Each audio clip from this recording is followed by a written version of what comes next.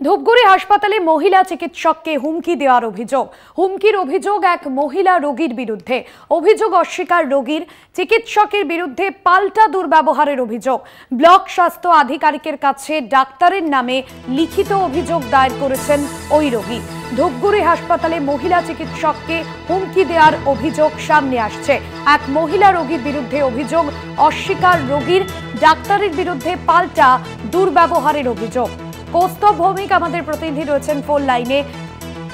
কৌস্তব, ঠিক কি অভিযোগ সামনে আসছে?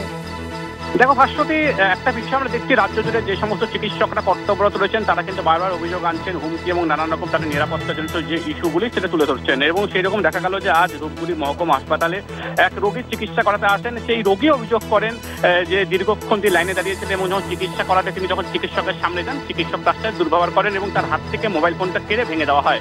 তবে কর্তব্যরত চিকিৎসক জানিয়েছেন যে বহির্বিভাগে অনেক ভিড় ছিল এবং সেই মহিলা যে চিকিৎসা করাতে এসেছিলেন তিনি লাইন ঠেলে বারবার ভেতরে ঢোকার চেষ্টা করছিলেন। তবে সেই সময় সেই মহিলাকে বাধা দেওয়া হয় এবং যখনই তিনি মহিলাকে বাধা দেন এবং তিনি বলেন যে নিয়মভাবে লাইন করে এসে চিকিৎসা করাতে, সেই সময় নাকি সেই মহিলা সেই চিকিৎসককে গালাগাল করে এবং তাকে দেখে নেওয়ার হুমকি দেয় এবং আঙ্গুল উঠিয়ে তাকে শাসানি দেয়, তাকে থাপ্পড় মারার চেষ্টা পর্যন্ত করে। এই নিয়ে কিন্তু দুপক্ষের মধ্যে বচসা শুরু হয়ে যায় এবং ধূপগুড়ি হাসপাতালের যে কর্তব্যরত এই সমস্ত পুলিশ কর্মীরা ছিলেন তারা কিন্তু তৎক্ষণাৎ থেকে ছুটে আসেন এবং পরিস্থিতি সামাল দেয়।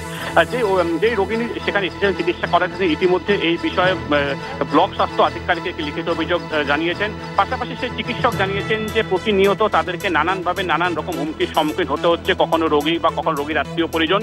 এটা কিন্তু নিত্য নৈমিত্তিক ঘটনা হয়ে দাঁড়িয়েছে, প্রতিদিন এরকমটাই চলছে। নানান রকম থ্রেট, হুমকি তাদেরকে শুনতে হচ্ছে এরকম নানান সময়।